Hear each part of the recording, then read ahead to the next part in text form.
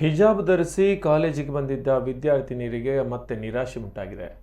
Syndicate ನಿರ್ಣಯದ ಬಗ್ಗೆ ಮಧ್ಯ ಪ್ರವೇಶ ಸಾಧ್ಯವಿಲ್ಲ ಎಂದು ದಕ್ಷಿಣ ಕನ್ನಡ ಜಿಲ್ಲಾಧಿಕಾರಿ ರಾಜೇಂದ್ರ ಕೆವಿ ಹೇಳಿದ್ದಾರೆ. ಪದವಿ ಕಾಲೇಜಿನಲ್ಲಿ ಹಿಜಾಬ್ ಧರಿಸಿ ಅವಕಾಶ ನೀಡಬೇಕೆಂದು ಜಿಲ್ಲಾಧಿಕಾರಿ ಬಳಿ ಹೋಗಿದ್ದ ವಿದ್ಯಾರ್ಥಿನಿಯರಿಗೆ ನಿರಾಸೆಯಾಗಿದೆ.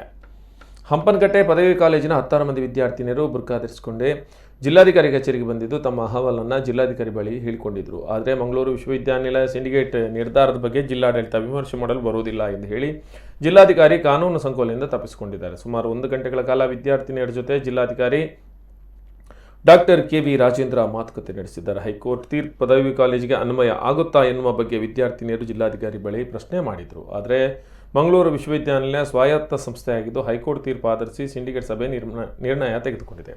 ಅದರ ಬಗ್ಗೆ ಜಿಲ್ಲಾಡಳಿತ ಮೂಗು ತೂರಿಸಲು ಬರೋದಿಲ್ಲ ಎಂದು ಅವರು ಹೇಳಿದ್ದಾರೆ. ಅಲ್ಲದೆ ಕೋರ್ಟ್ ತೀರ್ಪನ್ನು ಪಾಲಿಸಬೇಕೆಂದು ಕಾಲೇಜು ಆಡಳಿತವು ನಿರ್ಧಾರಕ್ಕೆ ಬಂದಿದೆ. ಕಾಲೇಜಿನಲ್ಲಿ ಯಾವುದೇ ಕಾರಣಕ್ಕೂ ಗೊಂದಲ ಉಂಟಾಗಬಾರದು. ಹಿಜಾಬ್ ತೆಗೆದಿಟ್ಟು ತರಗತಿಗೆ ವಿದ್ಯಾರ್ಥಿಗಳು ಹೋಗುವಂಥ ವ್ಯವಸ್ಥೆಯನ್ನು ಮಾಡಿದೆ. ಅದರಂತೆ ನಡೆದುಕೊಳ್ಳಬೇಕೆಂದು ಜಿಲ್ಲಾಧಿಕಾರಿ ವಿದ್ಯಾರ್ಥಿನಿಯರಿಗೆ ತಿಳಿಸಿದ್ದಾರೆ.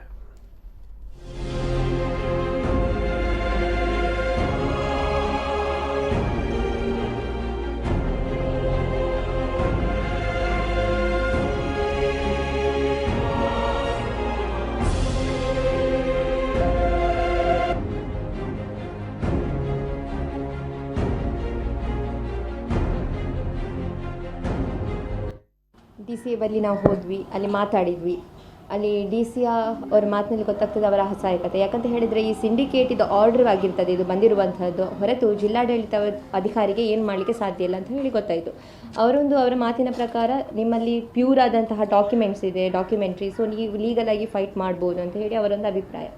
ಮುಂದೆ ಅದೇ ಹೇಳುವಂಥದ್ದು ಏನಂತ ಹೇಳಿದರೆ, ಕರ್ನಾಟಕದಲ್ಲಿ ಆಗುವಂತಹ ಹಿಜಾಬ್ ವಿವಾದಕ್ಕೂ ಮತ್ತು ನಮ್ಮ ವಿಶ್ವವಿದ್ಯಾನಿಲಯ ಮಂಗಳೂರಲ್ಲಿ ಆಗುವಂತಹ ಹಿಜಾಬ್ ವಿವಾದಕ್ಕೂ ಯಾವುದೇ ಒಂದು ಸಂಬಂಧ ಇಲ್ಲ.